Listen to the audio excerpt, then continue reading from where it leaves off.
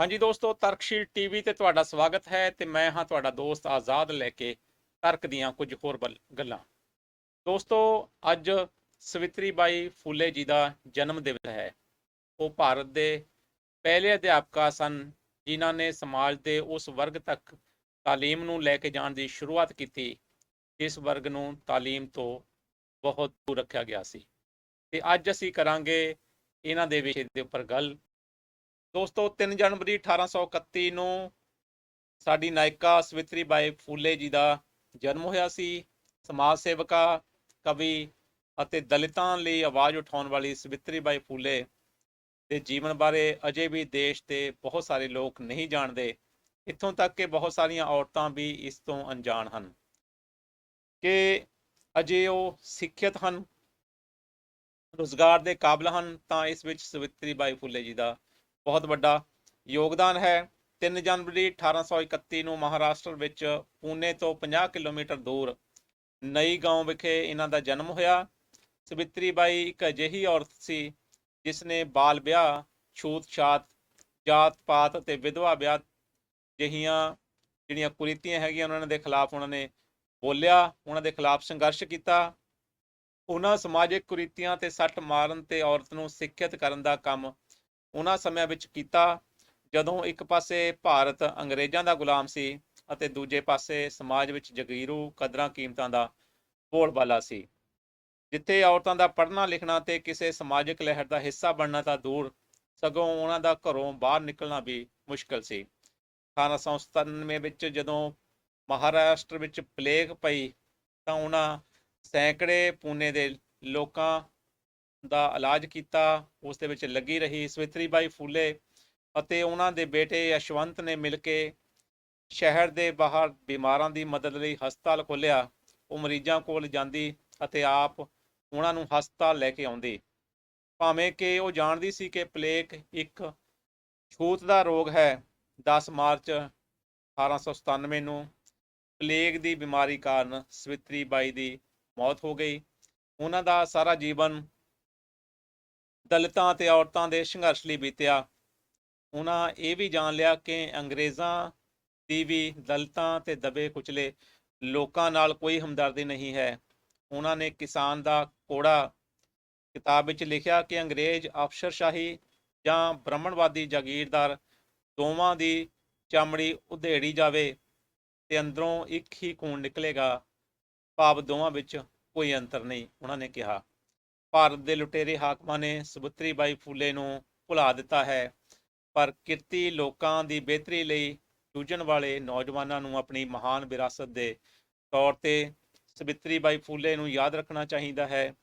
ਉਹਨਾਂ ਦੇ ਇਸ ਕੰਮ ਦੇ ਵਿੱਚ ਫਾਤਿਮਾ ਸ਼ੇਖ ਨਾਂ ਦੀ ਇੱਕ ਅਧਿਆਪਕਾ ਸੀ ਜਿਹੜੀ ਉਹਨਾਂ ਦੇ ਕੰਮ ਨੂੰ ਅੱਗੇ ਲੈ ਕੇ ਵਧੀ। ਤੇ ਇਸ ਤਰੀਕੇ ਨਾਲ ਅਸੀਂ ਦੇਖੀਏ ਤਾਂ ਇਹ ਇੱਕ ਬਹੁਤ ਵੱਡੀ ਗੱਲ ਬਣਦੀ ਹੈ। ਅੱਜ 3 ਜਨਵਰੀ ਦੇ ਮੌਕੇ ਤੇ ਅਸੀਂ ਉਹਨਾਂ ਦੀ ਸੋਚ ਨੂੰ ਸਲਾਮ ਕਰਦੇ ਹਾਂ ਅਤੇ ਇਸ ਨੂੰ ਅੱਗੇ ਲੈ ਕੇ ਜਾਣ ਦੇ ਲਈ ਤਹਈਆ ਕਰਦੇ ਹਾਂ। ਇਸ ਮੌਕੇ ਸਾਡੇ ਨਾਲ ਇਸ ਵਿਸ਼ੇ ਤੇ ਗੱਲ ਕਰਾਂਗੇ। ਇਸ ਮੌਕੇ ਤੇ ਸਾਡੇ ਨਾਲ ਜੁੜ ਰਹੇ ਨੇ ਡਾਕਟਰ ਕਰਮਜੀਤ ਸਿੰਘ ਜੀ, ਜਿਹੜੇ ਕਿ ਐਕਸ ਪ੍ਰੋਫੈਸਰ ਹੈਗੇ ਆ ਕੁਰੂਕਸ਼ੇਤਰ ਯੂਨੀਵਰਸਿਟੀ ਤੋਂ। ਆਓ ਕਰਦੇ ਹਾਂ ਇਹਨਾਂ ਨਾਲ ਗੱਲ। ਪ੍ਰੋਫੈਸਰ ਸਾਹਿਬ, ਵੈਲਕਮ ਜੀ। ਜੀ ਅ ਮੇਰੀ ਵੱਲੋਂ ਸਾਰੇ ਜਿੰਨੇ ਸਰੋਤੇ ਜੁੜੇ ਹੋਏ ਨੇ ਜੀ ਉਹਨਾਂ ਨੂੰ ਅੱਜ ਦੇ ਦਿਨ ਤੇ ਸਵਿਤਰੀ ਬਾਈ ਫੂਲੇ ਦੇ ਜਨਮ ਦਿਨ ਦੇ ਉੱਤੇ ਬਹੁਤ ਬਹੁਤ ਵਧਾਈ ਔਰ ਖੁਸ਼ੀ ਹੋ ਰਹੀ ਹੈ ਕਿ ਅਸੀਂ ਘੱਟੋ ਘੱਟ ਉਹਨਾਂ ਨੂੰ ਹੁਣ ਯਾਦ ਕਰਨ ਲੱਗ ਪਏ ਹਾਂ, ਨਹੀਂ ਤੇ ਇਸ ਤੋਂ ਪਹਿਲਾਂ ਅਸੀਂ ਉਹਨਾਂ ਨੂੰ ਬੜੀ ਦੇਰ ਭੁਲਾਇਆ ਜਾ ਚੁੱਕਾ। ਤੁਹਾਨੂੰ ਵੀ ਬਹੁਤ ਬਹੁਤ ਵਧਾਈਆਂ ਜੀ। ਪ੍ਰੋਫੈਸਰ ਸਾਹਿਬ, ਆਪਾਂ ਜ਼ਿਆਦਾ ਲੰਬੀਆਂ ਗੱਲਾਂ ਨਾ ਕਰਦੇ ਹੋਏ ਸਿੱਧਾ ਮੈਂ ਤੁਹਾਡੇ ਨਾਲ ਗੱਲ ਕਰਾਂਗਾ ਕਿ ਜੋਤੀਬਾ ਫੂਲੇ ਰਾਓ ਦੀ ਧਰਮ ਪਤਨੀ ਸਵਿਤਰੀ ਬਾਈ ਫੂਲੇ ਜੀ ਜੀ। ਦਾ ਜਿਹੜਾ ਜਨਮ ਦਾ ਜੀਵਨ ਸੀਰਾਂਸ਼ ਸੀਗਾ ਉਹਦੇ ਬਾਰੇ ਥੋੜੀ ਸਾਨੂੰ ਜਾਣਕਾਰੀ ਦਿਓ। ਦੇਖੋ, ਮੋਟੀ ਗੱਲ ਜਿਹੜੀ ਹੈ ਸਮਝਣ ਵਾਲੀ ਹੈ ਕਿ ਜਿਸ ਸਮਾਜ ਦੇ ਵਿੱਚ ਉਹ ਪੈਦਾ ਹੋਏ, ਖਾਸ ਤੌਰ ਤੇ 19ਵੀਂ ਸਦੀ ਅੱਧ ਤੇ 20ਵੀਂ ਸਦੀ ਦੇ ਸ਼ੁਰੂਆਤ ਦੇ ਵਿੱਚ, ਜੀ ਇਹ ਜਿਹੜਾ ਇੱਕ ਸਮਾਂ ਹੈ, ਇਹ ਸਮਾਂ ਉਹ ਹੈ ਜਿਹਨੂੰ ਅਸੀਂ ਨਵ ਜਾਗਰਣ ਦਾ ਸਮਾਂ ਕਹਿ ਸਕਦੇ, ਘੱਟੋ ਘੱਟ ਦਲਿਤਾਂ ਵਾਸਤੇ। ਜੀ ਅਸੀਂ ਆਪਣੇ ਉੱਤਰ ਭਾਰਤ ਬਾਰੇ ਬਹੁਤ ਗੱਲਾਂ ਕਰਦੇ ਹਾਂ ਜੀ ਲੇਕਿਨ ਸਾਡੀ ਸਮੱਸਿਆ ਇਹ ਹੈ ਕਿ ਅਸੀਂ ਆਇਨ ਕਲੀ ਨੂੰ ਭੁੱਲ ਜਾਂਦੇ ਹਾਂ। ਅਸੀਂ ਡਾਕਟਰ ਅੰਬੇਡਕਰ ਹੋਰਾਂ ਨੂੰ ਭੁੱਲ ਜਾਂਦੇ ਹਾਂ। ਅਸੀਂ ਬਾਬੂ ਮੰਗੂ ਰਾਮ ਹੋਰਾਂ ਨੂੰ ਭੁੱਲ ਜਾਂਦੇ ਹਾਂ। ਅਸੀਂ ਆਪਣਾ ਪੇਰੀਆਰ ਜਿਹੜੇ ਨੇ ਉਹਨਾਂ ਨੂੰ ਭੁੱਲ ਜਾਂਦੇ ਹਾਂ। ਕਈ ਵਾਰ ਅਸੀਂ ਇਹਨਾਂ ਨੂੰ ਇੱਕ ਦੂਜੇ ਦੇ ਖਿਲਾਫ ਵੀ ਖੜੇ ਕਰ ਜੀ ਦਿੰਦੇ ਜੀ ਹਾਂ। ਤੋ ਇਹ ਜਿਹੜਾ ਦੌਰ ਹੈ ਇਹਦੇ ਵਿੱਚ ਅੰਗਰੇਜ਼ ਆ ਚੁੱਕੇ ਆ ਸਾਡੇ ਕੋਲ। ਅੰਗਰੇਜ਼ਾਂ ਨੇ ਬਹੁਤ ਸਾਰੇ ਕਾਨੂੰਨ ਵੀ ਬਣਾ ਦਿੱਤੇ ਆ, ਲੇਕਿਨ ਉਹ ਕਾਨੂੰਨ ਲਾਗੂ ਨਹੀਂ ਹੋ ਰਹੇ। ਪੜ੍ਹਨ ਦੇ ਖਾਸ ਤੌਰ ਤੇ ਇੱਕ ਐਸੀ ਸਮੱਸਿਆ ਸੀਗੀ ਕਿ ਸਕੂਲਾਂ ਦੇ ਵਿੱਚ ਖਾਸ ਤੌਰ ਤੇ ਅਛੂਤ ਜਿਹੜੇ ਵਿਦਿਆਰਥੀ ਹੈ ਉਹਨਾਂ ਨੂੰ ਵੜਨ ਨਹੀਂ ਸੀ ਦਿੱਤਾ ਜਾਂਦਾ। ਸਕੂਲਾਂ ਦੇ ਵਿੱਚ ਕਮਰੇ ਦੇ ਵਿੱਚ ਨਹੀਂ ਸੀ ਵੜਨ ਦਿੱਤਾ ਜਾਂਦਾ। ਜੀ ਤੋ ਸਵਿਤਰੀ ਬਾਈ ਫੂਲੇ ਦਾ ਜਿਹੜੀ ਛੋਟੀ ਉਮਰ ਦੇ ਵਿੱਚ ਹੀ ਵਿਆਹ ਹੋ ਗਿਆ ਫੂਲੇ ਹੋਰਾਂ ਨਾਲ। ਤੋ ਜਿਹੜੀ ਵੱਡੀ ਗੱਲ ਹੈ ਸਾਡੇ ਲਈ ਫੂਲੇ ਪਰਿਵਾਰ ਦੀ, ਉਹ ਇਹ ਹੈ ਕਿ ਜੋਤੀਬਾ ਫੂਲੇ ਨੇ ਸਵਿਤਰੀ ਬਾਈ ਫੂਲੇ ਨੂੰ ਪਹਿਲਾਂ ਤਾਂ ਵੱਡੀ ਜਮਾਤ ਤੱਕ ਪੜ੍ਹਾਇਆ, ਜੀ ਠੀਕ ਹੈ ਜੀ। ਫਿਰ ਉਹਨਾਂ ਦਾ ਟੀਚਿੰਗ ਦੇ ਵਿੱਚ ਟੀਚਿੰਗ ਦਾ ਜਿਹੜਾ ਕੋਰਸ ਸੀਗਾ ਉਹ ਕਰਵਾਇਆ। ਜੀ ਉਸ ਤੋਂ ਬਾਅਦ ਫਿਰ ਖੋਲ੍ਹਿਆ ਸਕੂਲ ਉਹਨਾਂ ਨੇ ਅਛੂਤਾਂ ਦਾ ਬੱਚਿਆਂ ਲਈ ਖਾਸ ਤੌਰ ਤੇ ਜਿਹੜਾ ਸੀਗਾ, ਔਰਤਾਂ ਲਈ ਖਾਸ ਤੌਰ ਤੇ, ਲੜਕੀਆਂ ਲਈ ਖਾਸ ਤੌਰ ਤੇ ਉਹ ਜਿਹੜਾ ਸਕੂਲ ਖੁਲਵਾਇਆ। ਹੁਣ ਇੱਕ ਵਿਕਾਸ ਛੋਟੀ ਉਮਰ ਦੇ ਵਿੱਚ ਵਿਆਹ ਹੋਣ ਤੋਂ ਬਾਅਦ ਇੰਨਾ ਕੁਝ ਸਿੱਖ ਲੈਣਾ, ਤੇ ਜੋਤੀਬਾ ਫੂਲੇ ਹੋਰਾਂ ਨੇ ਇੰਨਾ ਕੁਝ ਉਹਨਾਂ ਨੂੰ ਸਿਖਾ ਦੇਣਾ ਕਿ ਉਹਨਾਂ ਨੂੰ ਸੁਤੰਤਰ ਰਹਿ ਕੇ ਕੰਮ ਕਰਨ ਦੀ ਆਦਤ ਪੈ ਜਾਏ। ਜੀ ਤੇ ਉਹਨਾਂ ਨੇ ਫਿਰ ਨਾ ਸਿਰਫ ਟੀਚਿੰਗ ਹੀ ਕੀਤੀ ਹੈ, ਉਹ ਪ੍ਰਿੰਸੀਪਲ ਵੀ ਰਹੇ ਬਾਅਦ ਦੇ ਵਿੱਚ। ਉਹਨਾਂ ਨੇ 3 ਕਿਤਾਬਾਂ ਵੀ ਲਿਖੀਆਂ। ਜੀ 23 ਸਾਲ ਦੀ ਉਮਰ ਦੇ ਵਿੱਚ ਉਹਨਾਂ ਦੀ ਕਵਿਤਾ ਦੀ ਕਿਤਾਬ ਆ ਗਈ ਸੀ, ਜੀ ਜਿਹੜੀਆਂ ਸਾਨੂੰ ਪਤਾ ਨਹੀਂ ਹੈ। ਕਈ ਗੱਲਾਂ ਸਾਨੂੰ ਪਤਾ ਨਹੀਂ ਹੈ। ਉਹਨਾਂ ਦੀਆਂ 3 ਕਿਤਾਬਾਂ ਵੀ ਨੇ, ਔਰ ਉਹਨਾਂ ਕਿਤਾਬਾਂ ਦੇ ਵਿੱਚ ਜਿਹੜੀ ਗੱਲ ਸਭ ਤੋਂ ਅੱਜ ਵੀ ਸਾਡੇ ਲਈ ਜ਼ਰੂਰੀ ਹੈ, ਉਹ ਮਨੂ ਸਮ੍ਰਿਤੀ ਦੀਆਂ ਜਿਵੇਂ ਵੱਖੀਆਂ ਉਧੇੜਦੇ ਆ। ਸਵਿਤਰੀ ਬਾਈ ਫੂਲੇ ਦਾ ਮੈਂ ਪੜ੍ਹਿਆ ਸਾਰਾ ਉਹ ਜਦੋਂ ਲਿਖਣ ਵੇਲੇ, ਤਾਂ ਉਹ ਮਨੂ ਸਮ੍ਰਿਤੀ ਦੀ ਜਿਹੜੀਆਂ ਗੱਲਾਂ ਕਰਦੀ ਨਾ, ਉਹ ਤਾਂ ਕਮਾਲ ਹੈ। ਉਹਨਾਂ ਨੇ ਇਕੱਲੀ ਇਕੱਲੀ ਚੀਜ਼ ਪੜ੍ਹੀ ਹੈ। ਸਾਡੀ ਸਮੱਸਿਆ ਇਹ ਹੈ ਕਿ ਅਸੀਂ ਮਨੂ ਸਮ੍ਰਿਤੀ ਨੂੰ ਪੜ੍ਹਿਆ ਨਹੀਂ। ਤਾਂ ਜਦੋਂ ਤੋਂ ਅਸੀਂ ਇਹ ਗੱਲ ਕਹਿੰਦੇ ਆ ਨਾ ਕਿ ਉਹ ਕਿਹੜਾ ਮਾਹੌਲ ਸੀ ਜਿਹਦੇ ਵਿੱਚ ਉਹ ਪੈਦਾ ਹੋਏ, ਜਾਂ ਉਹਨਾਂ ਦਾ ਕਿਹੜਾ ਮਾਹੌਲ ਸੀ, ਅਸਲ 'ਚ ਮਾਹੌਲ ਤਾਂ ਉਹਨਾਂ ਤੋਂ 2000 ਸਾਲ ਪਹਿਲਾਂ ਬਣ ਚੁੱਕਾ ਸੀ। ਜੀ ਜਦੋਂ ਮਨੂ ਸਮ੍ਰਿਤੀ BC 200 ਦੇ ਪਹਿਲਾਂ ਲਿਖੀ ਗਈ ਹੈ, ਉਹਦੇ ਵਿੱਚ ਔਰਤ ਬਾਰੇ ਜੋ ਕੁਝ ਲਿਖਿਆ ਗਿਆ ਉਹ ਉਸ ਵੇਲੇ ਵੀ ਲਾਗੂ ਹੈ।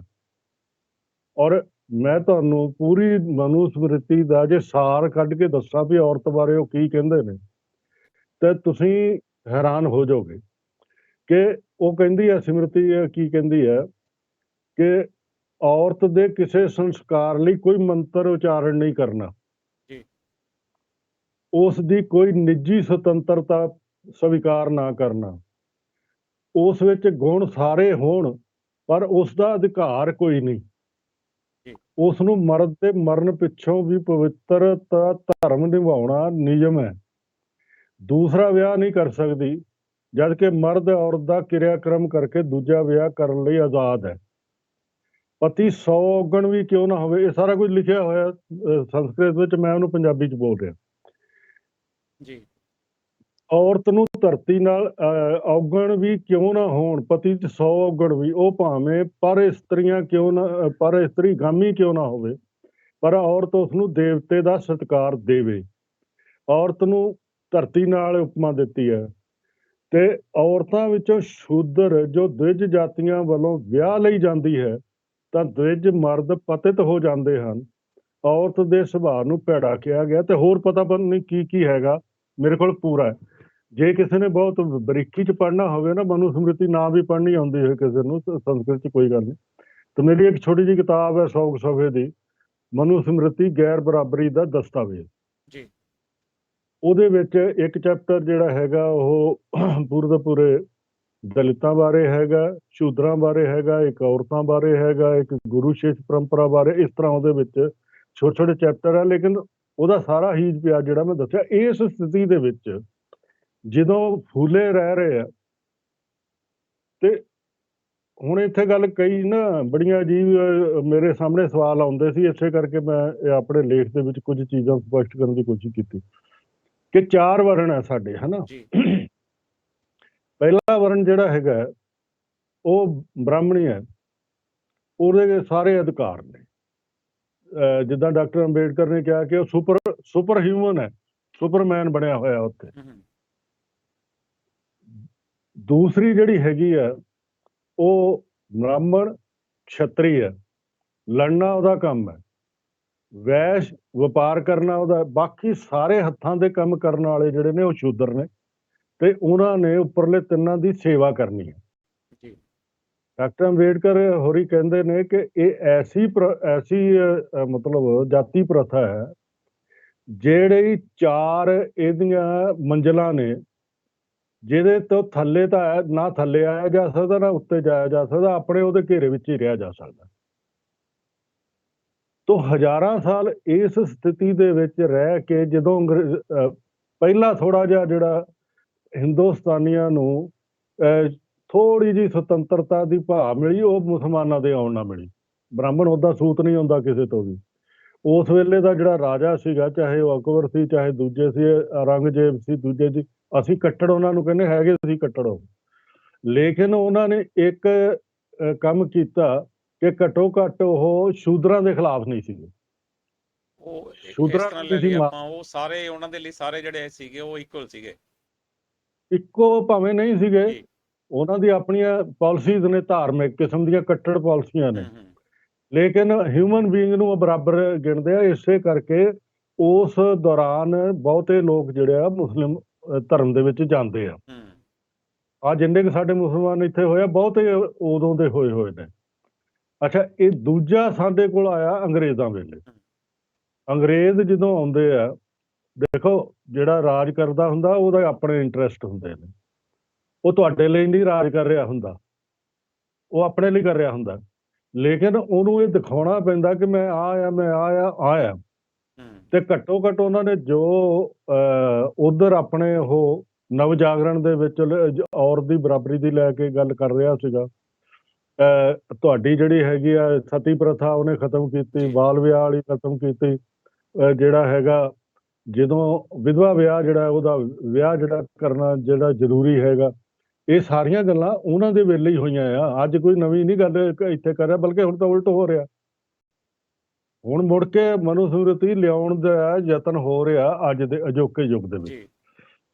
ਉਸ ਵੇਲੇ ਜਿਹੜੀ ਸਵਿਤਰੀ ਬਾਈ ਫੂਲੇ ਆ, ਉਸ ਦਾ ਆਪਣੀ ਇਹ ਜਿਹੜੇ ਹੁਣ ਅਸੀਂ ਸ਼ੂਦਰ ਤਾਂ ਦੇਖ ਲਏ, ਲੇਕਿਨ ਸ਼ੂਦਰਾਂ ਦੇ ਵਿੱਚ ਵੀ ਅਸੀਂ ਦੇਖਦੇ ਅਛੂਤ ਪੈਦਾ ਹੋ ਗਏ, ਕਰ ਦਿੱਤੇ ਗਏ, ਅਗਲਿਆਂ ਨੇ ਕਰ ਦਿੱਤੇ ਕਿ ਜਿਹੜਾ ਚਮੜੇ ਦਾ ਕੰਮ ਕਰਦਾ ਜਾਂ ਜਿਹੜਾ ਗੰਦ ਸਿਰ ਤੇ ਢੋਂਦਾ ਹੈ, ਉਹ ਅਛੂਤ ਹੋ ਗਏ, ਉਹਨਾਂ ਨੂੰ ਤੁਸੀਂ ਹੱਥ ਨਹੀਂ ਲਾ ਸਕਦੇ, ਹਨਾ।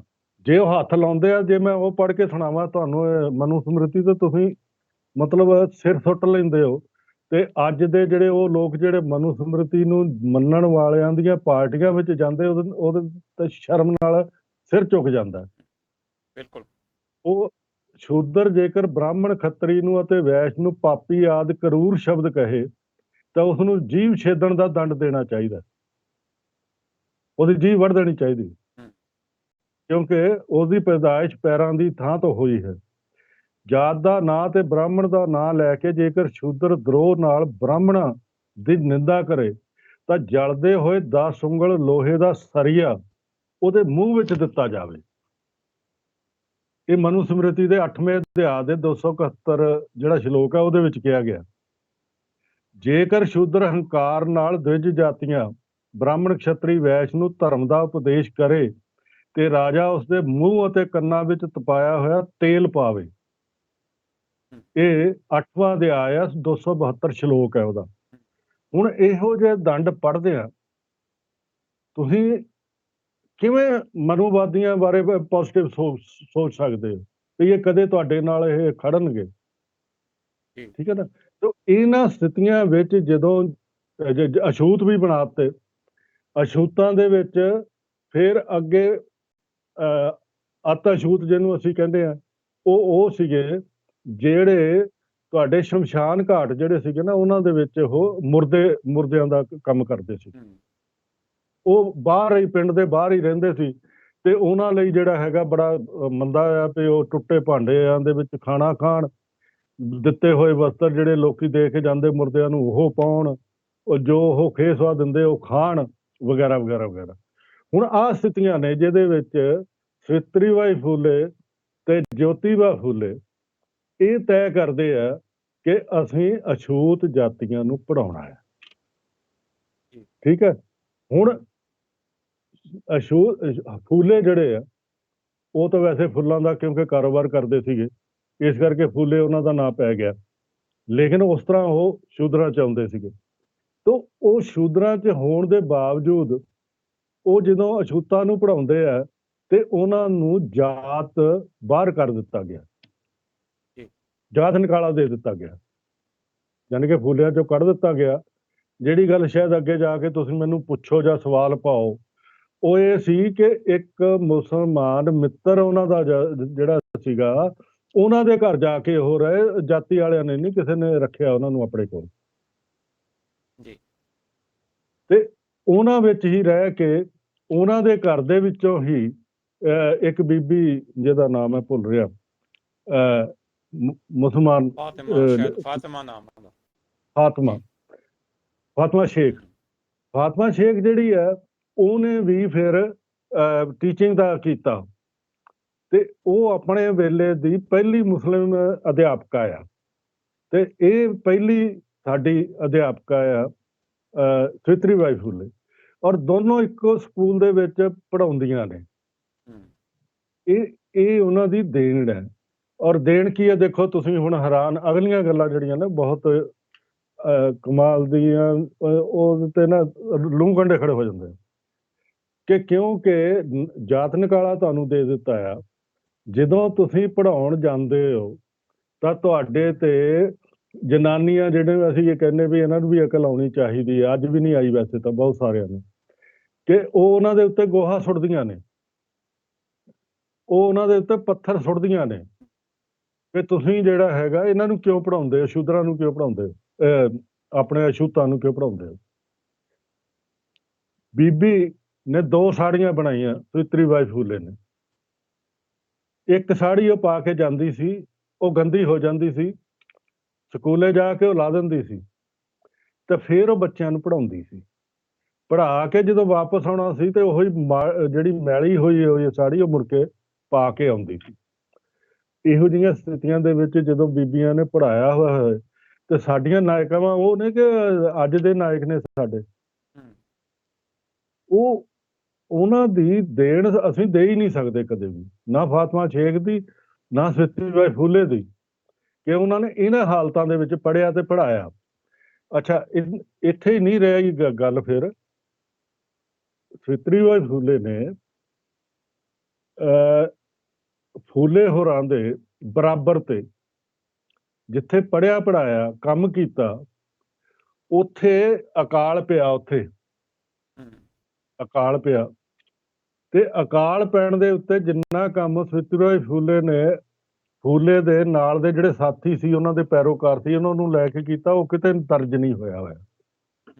ਉਹਨਾਂ ਨੇ ਲਗਾਤਾਰ ਕੰਮ ਕੀਤਾ, ਔਰ ਆਪਣੀਆਂ ਚਿੱਠੀਆਂ ਦੇ ਵਿੱਚ ਉਹਦਾ ਜ਼ਿਕਰ ਵੀ ਕਰਦੇ ਆ, ਸਵਿਤਰੀ ਬਾਈ ਫੂਲੇ ਕਰਦੇ ਆ ਕਿ ਭਾਈ ਇਹ ਜਿਹੜੇ ਸ਼ਾਹੂਕਾਰ ਨੇ, ਇਹ ਤਾਂ ਪੈਸੇ ਬਟੋਰਨ ਤੇ ਲੱਗੇ ਹੋਏ, ਸੇਵਾ ਸੁਭਾ ਕੋਈ ਨਹੀਂ ਕਰਦੇ। ਅੱਜ ਵੀ ਇਹੀ ਕੰਮ ਹੈ। ਜਿਹੜਾ ਸ਼ਾਹੂਕਾਰ ਹੈ, ਵਪਾਰੀ ਹੈ, ਉਹ ਚਾਹੇ ਕਰੋਨਾ ਹੋਏ, ਉਹਨੇ ਉਹਦੇ ਚੋਂ ਵੀ ਪੈਸੇ ਕਮਾਉਣੇ ਆ, ਤੇ ਅਕਾਲ ਪਿਆ ਹੋਵੇ, ਉਹਦੇ ਤੇ ਵੀ ਇਹੀ ਕੁਝ ਕਰਨਾ ਹੈ। ਤੇ ਉਸ ਤੋਂ ਬਾਅਦ ਜਦੋਂ ਬਿਮਾਰੀ ਫੈਲਦੀ ਹੈ, ਵਬਾ ਫੈਲਦੀ ਹੈ, ਤੇ ਸਵਿਤਰੀ ਬਾਈ ਫੂਲੇ ਉਹਦੇ ਵਿੱਚ ਵੀ ਸਭ ਤੋਂ ਅੱਗੇ ਰਹਿ ਕੇ ਕੰਮ ਕਰਦੀ ਹੈ, ਔਰ ਇੰਨਾ ਜ਼ਿਆਦਾ ਕੰਮ ਕਰਦੀ ਹੈ, ਈਵਨ ਜਦੋਂ ਜੋਤੀਬਾ ਫੂਲੇ ਇਸ ਸੰਸਾਰ 'ਚ ਨਹੀਂ ਰਹਿੰਦੇ ਤੇ ਉਹਨਾਂ ਦਾ ਟਰੱਸਟ ਸੰਭਾਲਦੀ ਹੈ, ਤੇ ਨਾਲ ਦੀ ਨਾਲ ਉਹਨਾਂ ਬਿਮਾਰਾਂ ਦੀ ਸੇਵਾ ਕਰਦੀ ਹੈ ਜਿਨ੍ਹਾਂ ਨੇ ਮਤਲਬ ਜਿਨ੍ਹਾਂ ਨੂੰ ਹੱਥ ਲਾਉਣ ਨੂੰ ਕੋਈ ਤਿਆਰ ਨਹੀਂ ਹੈ, ਤੇ ਉਹਦੇ ਕਰਕੇ ਹੀ ਉਹਨਾਂ ਨੂੰ ਲੱਗ ਗਈ, ਬਿਮਾਰੀ ਲੱਗ ਗਈ, ਤੇ ਉਹਦੇ ਨਾਲ ਹੀ ਉਹ ਜਿਹੜੇ ਦੁਨੀਆ ਨੂੰ ਛੱਡ ਕੇ ਚਲੇ ਗਏ। ਅਸੀਂ ਗੁਰੂ ਹਰਕ੍ਰਿਸ਼ਨ ਸਾਹਿਬ ਦਾ ਇਸੇ ਕਰਕੇ ਸਤਿਕਾਰ ਕਰਦੇ ਆ, ਵੱਡੇ ਉਹਨਾਂ ਦਾ, ਗੁਰੂ ਸਾਹਿਬ ਦਾ। ਭਾਵੇਂ ਛੋਟੇ ਸੀਗੇ ਲੇਕਿਨ ਉਹ ਜਦੋਂ ਨਿਕਲੀ ਆ ਦਿੱਲੀ 'ਚ ਮਹਾਮਾਰੀ ਫੈਲੀ ਹੈ, ਉਹਨਾਂ ਦਾ ਕਰ ਰਹੇ ਸੀ ਉਹ ਇਲਾਜ, ਤੇ ਉਹਨਾਂ ਨੂੰ ਵੀ ਇਹ ਮਹਾਮਾਰੀ ਹੋ ਗਈ, ਉਹ ਚੇਚਕ ਹੋ ਗਈ, ਤੇ ਉਹਦੇ 'ਚ ਉਹ ਚੱਲ ਵਸੇ। ਤੋ ਇਹ ਜਿਹੜੇ ਵੱਡੇ ਬੰਦੇ ਨੇ ਸਾਡੇ, ਇਹਨਾਂ ਨੇ ਬਹੁਤ ਵੱਡੀਆਂ ਕੁਰਬਾਨੀਆਂ ਸਾਡੇ ਲਈ ਕੀਤੀਆਂ ਨੇ। ਤੇ ਉਸ ਵੇਲੇ ਖਾਸ ਤੌਰ ਤੇ ਜਦੋਂ ਕੋਈ ਬੋਲਣ ਦਾ ਹੀਆ ਨਹੀਂ ਸੀ ਰੱਖਦਾ, ਸਰਕਾਰ ਦੇ ਪਿੱਠੂ ਬਣੇ ਹੋਏ ਆ ਸਾਰੇ ਦੇ ਸਾਰੇ। ਕਮਾਲ ਦੀ ਗੱਲ ਇਹ ਹੋਈ ਹੈ, ਜਿਹੜੀ ਗੱਲ ਸ਼ਾਇਦ ਬਹੁਤਾ ਲੋਕ ਕਰਦੇ ਨਹੀਂ, ਉਹ ਮੈਂ ਤੁਹਾਨੂੰ ਦੱਸਣ ਲੱਗਾ ਕਿ ਇਹ ਸੰਸਕ੍ਰਿਤ ਪੜ੍ਹੇ ਹੋਏ ਸੀ, ਸੰਸਕ੍ਰਿਤ ਬ੍ਰਾਹਮਣ ਹੀ ਪੜ੍ਹਦੇ ਸੀ, ਹੋਰ ਕੋਈ ਪੜ੍ਹਦਾ ਨਹੀਂ ਸੀ। ਜਦੋਂ ਅੰਗਰੇਜ਼ਾਂ ਨੇ ਸਕੂਲ ਖੋਲ੍ਹੇ ਆ ਤੇ ਇਹਨਾਂ ਨੇ ਮਾੜੀ ਮੋਟੀ ਉਹ ਜਿਹੜੀ ਟੀਚਿੰਗ ਕਰਕੇ ਤਾਂ ਸਾਰੇ ਦੇ ਸਾਰੀਆਂ ਜਿਹੜੀਆਂ ਸਕੂਲਾਂ ਦੇ ਪ੍ਰਿੰਸੀਪਲ ਵੀ ਬਣ ਗਏ, ਸਕੂਲਾਂ ਦੇ ਟੀਚਰ ਵੀ ਬਣ ਗਏ, ਸਕੂਲਾਂ ਦੇ ਸਾਰਿਆਂ ਦੇ ਉੱਤੇ ਕਬਜ਼ਾ ਕਰ ਲਿਆ ਇਹਨਾਂ ਨੇ। ਇਸੇ ਕਰਕੇ ਤੁਹਾਨੂੰ ਨਹੀਂ ਸੀ ਉਹ ਵੜਨ ਦਿੰਦੇ, ਇਸੇ ਕਰਕੇ ਸਵਿਤਰੀ ਬਾਈ ਫੂਲੇ ਨੂੰ ਨਹੀਂ ਸੀ ਉੱਥੇ ਵੜਨ ਦਿੰਦੇ। ਇਸੇ ਕਰਕੇ ਆਇਨ ਕਲੀ ਵਰਗਾ ਬੰਦਾ ਜਦੋਂ ਆਪਣੇ ਕੇਰਲ ਦੇ ਵਿੱਚ ਇੱਕ ਲੜਕੀ ਨੂੰ ਪੜ੍ਹਾਉਣ ਲਈ ਲੈ ਕੇ ਜਾਂਦਾ ਹੈ ਸਕੂਲ ਦੇ ਵਿੱਚ, ਤੇ ਉਸ ਨੂੰ ਨਾ ਕਰ ਦਿੱਤੀ ਜਾਂਦੀ ਹੈ, ਤੇ ਨਾਲ ਦੀ ਨਾਲ ਉਹਨਾਂ ਦੀ ਬਸਤੀ ਦੇ ਉੱਤੇ ਜਿਹੜਾ ਹੈਗਾ ਅਟੈਕ ਕਰ ਦਿੱਤਾ ਜਾਂਦਾ।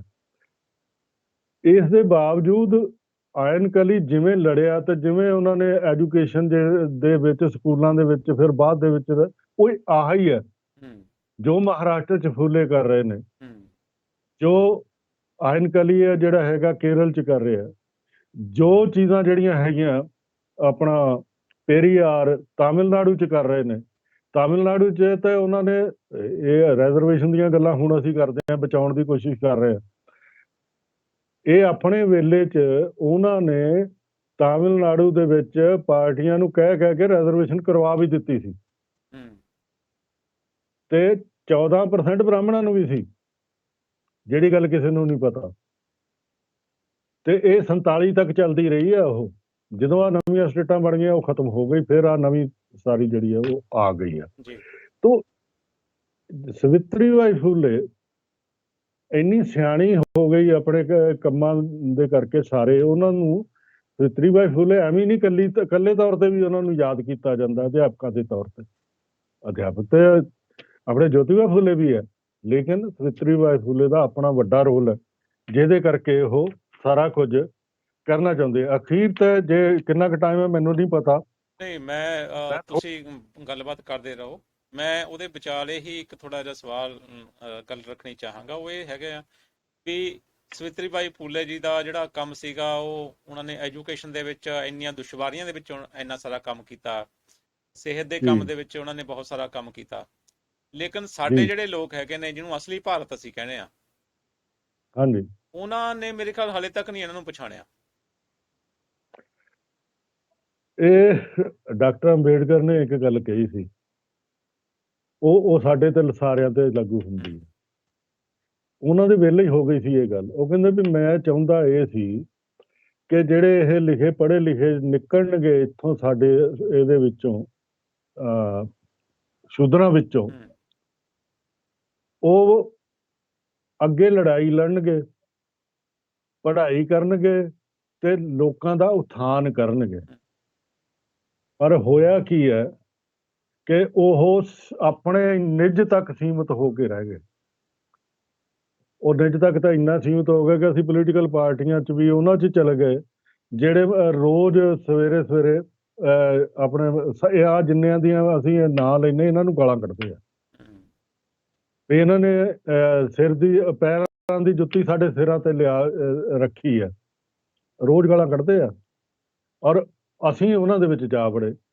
ਤੇ ਜਦੋਂ ਅਸੀਂ ਉਹਨਾਂ ਵਿੱਚ ਜਾੜ ਵੜੇ, ਤੁਹਾਡੇ ਸਾਡੇ ਵਰਗਾ ਕੋਈ ਜਿਹੜਾ ਵੀ ਬਚਿਆ ਹੋਇਆ, ਖੈਰ ਲੱਗੇ ਵਾ, ਇਹ ਨਹੀਂ ਹੈ ਸਾਰਾ ਆਵਾ ਨਹੀਂ ਉੱਤਿਆ ਹੋਇਆ। ਮੇਰੇ ਆਲੇ ਦੁਆਲੇ ਬਹੁਤ ਸਾਰੇ ਹੁਸ਼ਿਆਰਪੁਰ 'ਚ ਲੋਕ ਨੇ ਜਿਹੜੇ ਬਹੁਤ ਕੰਮ ਕਰਨ ਲੱਗੇ ਹੋਏ ਨੇ, ਤਾਂ ਉਹਨਾਂ ਕਰਕੇ ਹੀ ਇਹ ਅੱਗੇ ਵੱਧ ਰਿਹਾ ਕੰਮ। ਵਰਨਾ ਇਹ ਤੁਹਾਡੀ ਗੱਲ ਸਹੀ ਹੈ ਕਿ ਜਿਵੇਂ ਪਛਾਣਨਾ ਚਾਹੀਦਾ ਉਹਨਾਂ ਨੂੰ, ਹੁਣ ਵੀ ਪਛਾਣਨ ਲੱਗੇ ਆ, ਇਹ ਵੀ ਚੰਗੀ ਗੱਲ ਹੈ, ਇਹ ਵੀ ਚੰਗੀ ਗੱਲ ਹੈ। ਆਉਣ ਵਾਲਾ 10 ਮਾਰਚ ਨੂੰ ਇਹਨਾਂ ਦਾ ਪਰਿਨਿਰਵਾਣ ਦਿਵਸ ਹੈ, ਉਦਣ ਵੀ ਤੁਹਾਨੂੰ ਮਨਾਉਣਾ ਚਾਹੀਦਾ। ਉਹ ਦਿਨ ਨੋਟ ਕਰ ਲਓ, ਯਾਦ ਰੱਖ ਲਓ, 10 ਮਾਰਚ ਹੈ ਉਹ, 3 ਜਨਵਰੀ ਇਹਨਾਂ ਦਾ ਜਨਮ ਦਿਨ ਹੈ। ਇਹਨਾਂ ਨੂੰ ਜਿਹੜਾ ਇੱਜ਼ਤ ਮਾਣ ਮਿਲਣਾ ਚਾਹੀਦਾ। ਆ ਮਾਨਸੇ ਦੇ ਵਾਲਾ ਇੱਕ ਮੁੰਡਾ ਹੈ ਸਾਡਾ, ਉਹਦਾ ਨਾਮ ਹੈ ਭੁੱਲ ਰਿਹਾ, ਉਹਨੇ ਸਕੂਲ ਦੇ ਵਿੱਚ ਸਵਿਤਰੀਬਾਈ ਫੂਲੇ ਦਾ ਬੁੱਤ ਬਣਵਾਇਆ। ਬੜੀਆਂ ਖੈਰ ਲੋਕਾਂ ਨੇ ਉਹਨੂੰ ਪੁੱਠਾ ਸਿੱਧਾ ਵੀ ਕਿਹਾ, ਸਭ ਕੁਝ ਕਿਹਾ, ਲੇਕਿਨ ਉਹ ਬਣਾਇਆ। ਜਦੋਂ ਉਹਨਾਂ ਨੇ ਦਿਨ ਮਨਾਉਣਾ ਸੀ, ਮੈਂ ਗਿਆ ਸੀ ਉੱਥੇ ਤੇ ਚੰਗਾ ਲੱਗਾ, ਕਿਉਂਕਿ ਉਹ ਮੁੰਡਾ ਹਾਲਾਂਕਿ ਦਲਿਤ ਨਹੀਂ ਹੈ, ਲੇਕਿਨ ਉਸਨੇ ਸਵੀਕਾਰ ਕਰਕੇ ਬੀਬੀ ਦਾ ਉੱਥੇ ਬੁੱਤ ਲਵਾਇਆ। ਬਹੁਤ ਚੰਗੀ ਤਰ੍ਹਾਂ ਉਹਦੀ ਹਿਫਾਜ਼ਤ ਕਰ ਰਹੇ ਨੇ, ਫੰਕਸ਼ਨ ਕਰਾਉਂਦੇ ਨੇ ਹਰ ਸਾਲ। ਇਸੇ ਤਰ੍ਹਾਂ ਹੁਣ ਵੀ ਇਹਨਾਂ ਦਿਨਾਂ 'ਚ ਮੈਂ ਦੇਖਿਆ ਕਿ ਫਰਕ ਪਿਆ।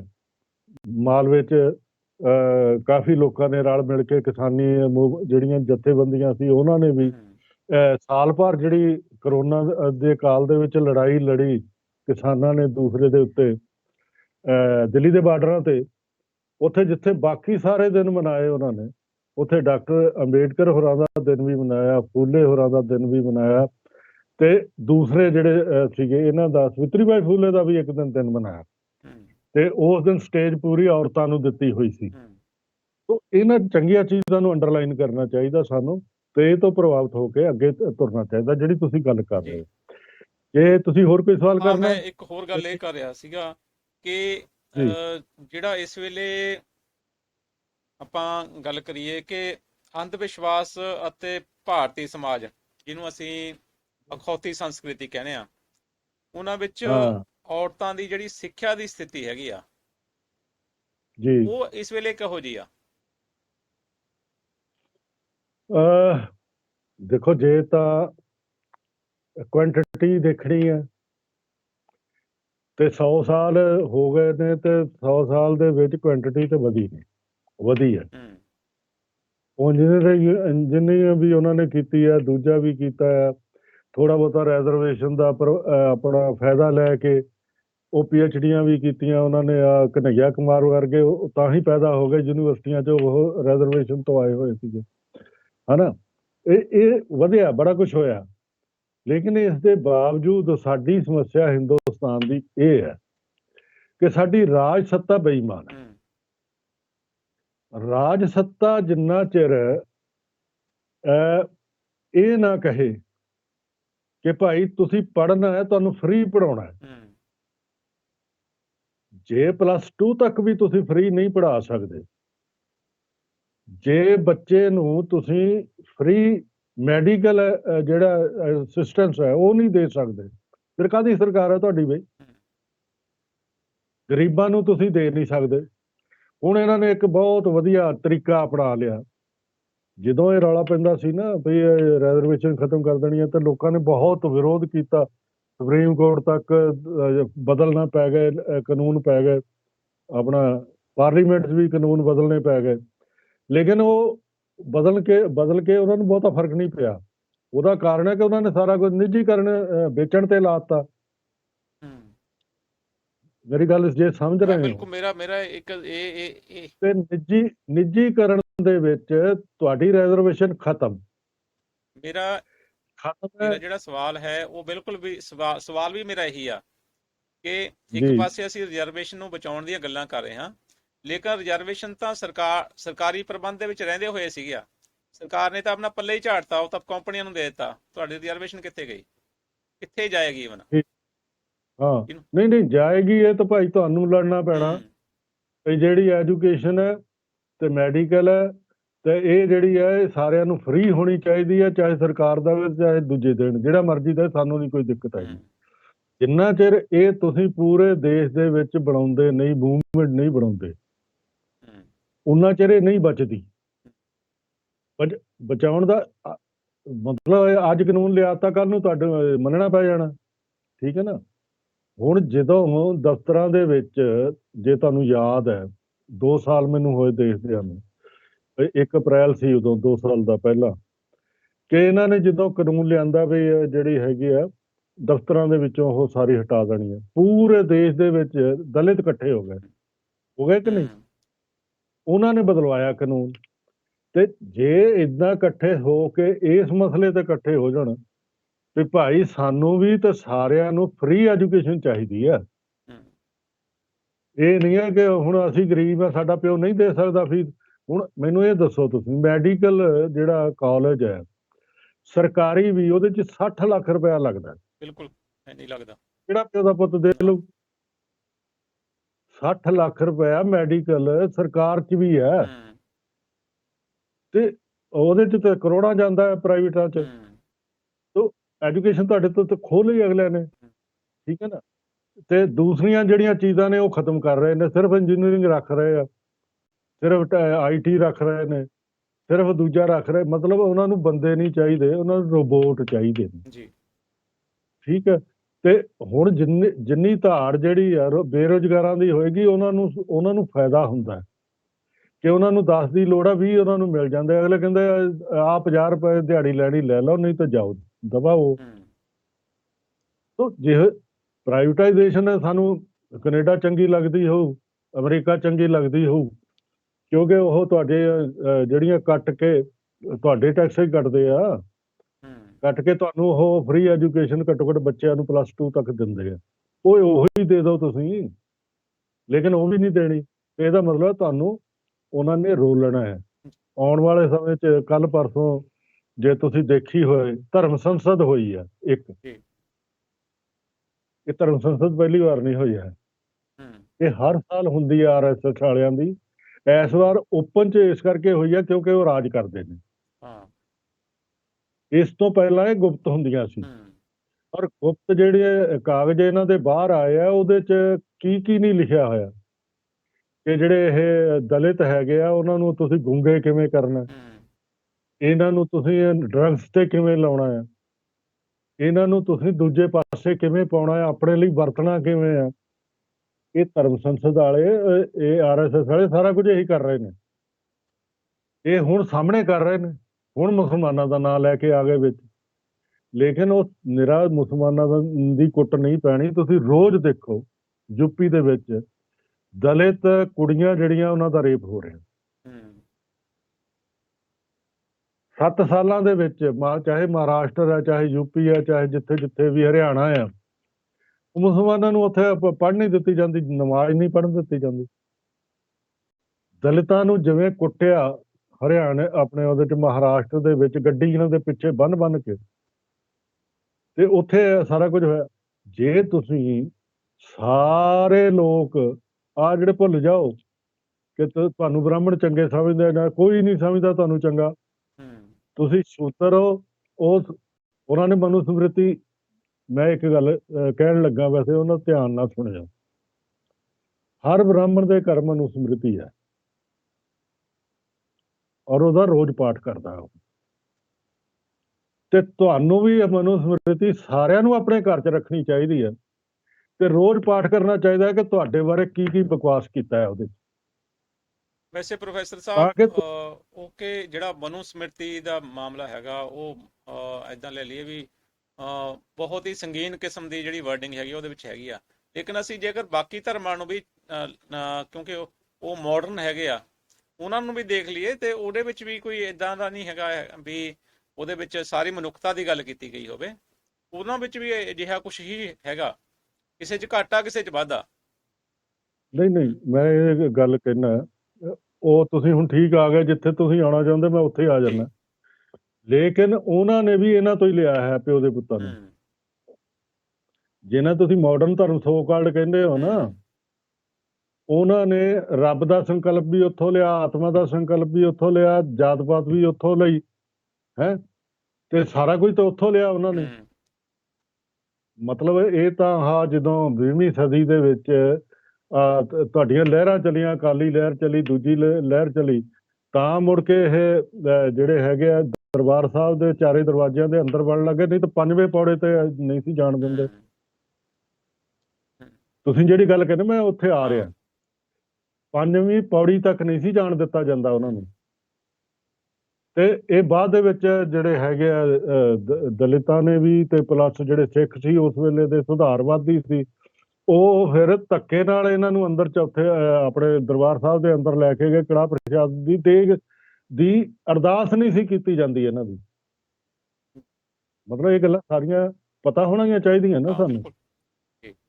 ਤੇ ਹੁਣ ਵੀ ਕੀ ਹੈ, ਹੁਣ ਵੀ ਅਸੀਂ ਠੀਕ ਹੈ, ਬਹੁਤ ਅਸੀਂ ਅੱਗੇ ਆ। ਗੱਲਾਂ ਅਸੀਂ ਕਰੀ ਜਾਵਾਂਗੇ ਰੋਜ਼ ਕਿ ਨੀਚਾ ਅੰਦਰ ਨੀਚ ਜਾਤ, ਨੀਚੀ ਹੋਤ ਨੀਚ, ਨਾਨਕ ਤਿਨਕੇ ਸੰਗ ਸਾਥ, ਵੱਡਿਆ ਸੇ ਕਾ ਰੀਸ। ਤੇ ਆ ਰੋਜ਼ ਪਿੰਡਾਂ 'ਚ ਕੀ ਹੋ ਰਿਹਾ, ਉਹਨਾਂ ਦਾ ਬਾਈਕਾਟ ਹੋ ਰਿਹਾ। ਉਹਨਾਂ ਨੂੰ ਸਾਹਮਣੇ ਆਪਣੇ ਦਰਵਾਜ਼ੇ ਨਹੀਂ ਕੱਢਣ ਦਿੱਤੇ ਜਾ ਰਹੇ।